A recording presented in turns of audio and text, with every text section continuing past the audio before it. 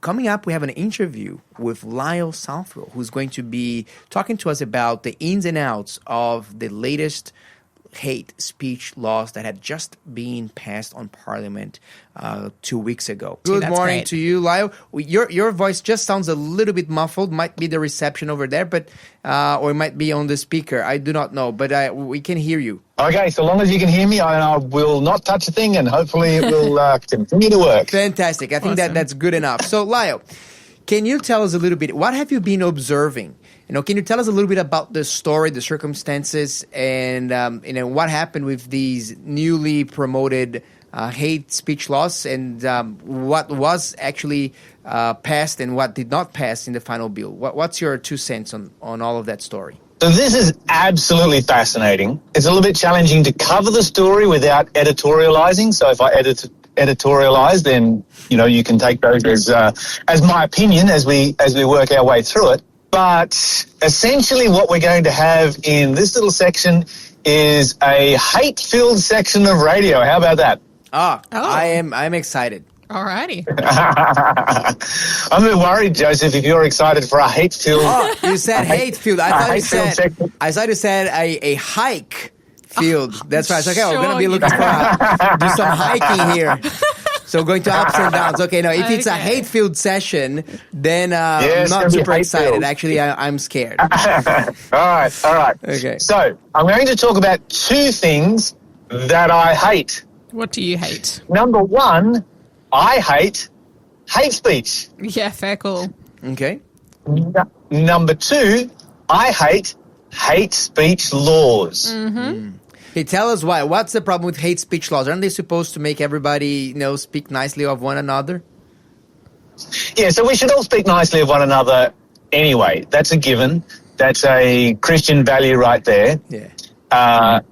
However, there are times when we need to speak stridently on certain subjects. Mm-hmm. Sure. And Jesus, spoke about people who were whited sepulchres. He told Peter, his best friend, that he was one of his best friends, that he was Satan.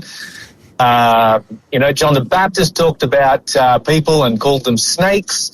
And so, there is a time when you would use language, even though your heart is, obviously doing it from a perspective of love and concern, because you're obviously trying to catch their attention and say, hey, guys, wake up. This is going to take you down a really bad path if you continue to go this direction. So there's a time when you can use that kind of language, and it needs to be used, but it would be perceived by the receiver as hate speech. So that's the first thing that I don't like about hate speech law, is that it stops you from being able to use language that might be necessary to catch a person's attention. The old illustration of somebody standing in the road and they're about to get run over by a Mack truck coming, down the road.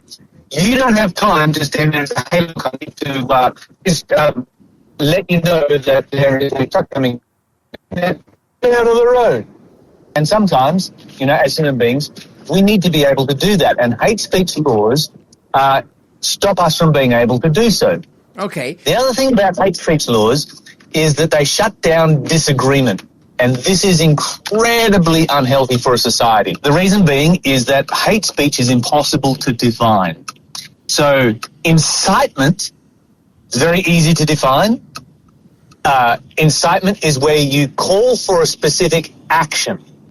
So that's easy to define. If you are calling, and we've seen recent examples of that, where people have called for, gas the Jews. Okay, you're calling for the execution of a certain race of people. That's a very easy mark to define. You can say, yes, they've crossed the boundary. If they say, I don't like the Jews, I hate the Jews, whatever, that kind of thing. I don't like it, but a free society allows it.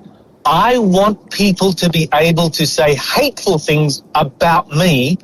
I don't want them to be able to incite violence or call for violence against me. Those are 2 different things. We need to understand the difference between the 2. And so this is where hate speech shuts down free speech.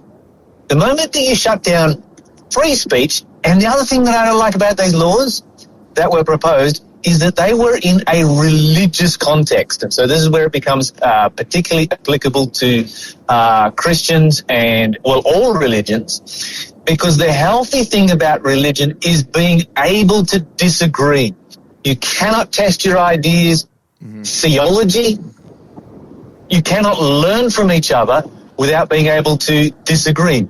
And a mature person, a mature human being knows how to disagree in a way that is polite and that is respectful and that is going to help each other rather than, start a war somewhere. And so we need to learn how to be mature people. You can't learn how to be a mature human being if you can never disagree with somebody. So it's a little bit like this, Joseph. If you and I are having a theological discussion here on Faith FM one morning, and suddenly we disagree with each other, and we have a sharp disagreement, a strident disagreement, and you feel that you have been devalued as an individual as a result of the disagreement that we've had, then under hate speech laws, you can have me up before the courts accused of hate speech. Now, it might pass, it might not, doesn't matter, because even if it doesn't pass, you're punished much more than you are by the actual sentence pretty much at the end of the day anyway. What this does is it shuts people down and it stops speech. Now, when you limit the sharing of ideas, when you limit what people can say to each other, and what it does is it forces people to internalize their ideas. They don't change their minds. They just have their ideas on the inside, but they are never challenged on their ideas. And if we're never challenged on our ideas, we can never grow. So these hate speech laws, terrible, terrible laws, terrible restriction on free speech and especially on religious liberty. Yeah, absolutely. So when the final version of, I think that was probably the most controversial part of the proposed hate speech laws that the Labour government introduced, which was this, racial. If you're causing someone to hate a certain people group and so on, but that part was taken out of the final bill that was approved, wasn't it? So does it mean that we are out of the woods? Or do you mean that it's probably going to try to come back again in a different form? These are laws that have been circling around the edges for the last 10 to 15 years, and they're going to keep coming back until they get passed through. The only reason they did not pass this time was because they targeted speech that was being made, and this is me editorializing now. They were targeting speech that was being made by Muslims rather than targeting speech that was being made by Christians. Personally, I believe that if it had been targeting the free speech of Christians, the Greens would have supported it. Now, that's just my opinion. That's just how I read the room, and I could be entirely wrong. I hope that I'm entirely wrong. I wrote to all of the Green senators and congratulated them on standing against, because Australia missed a bullet because of the stand that they took. Wow. You know that legislation is pretty bad when the Greens won't side with their Labor counterparts on a particular piece of legislation. But the thing that I was encouraging them with was to make this a precedent, to make it a principle that applies not just to Muslim free speech, but applies to Christian free speech and free speech of all faiths. So freedom of religion of all faiths, which is an area in which historically they do not have a good track record. And so, once again, this is me editorializing. This is how I read the room. This is my opinion on this topic. But Australia really did skip a bullet here a few weeks ago. Yeah. That I did not think we were going to skip. I thought that we were going to be in all kinds of strife.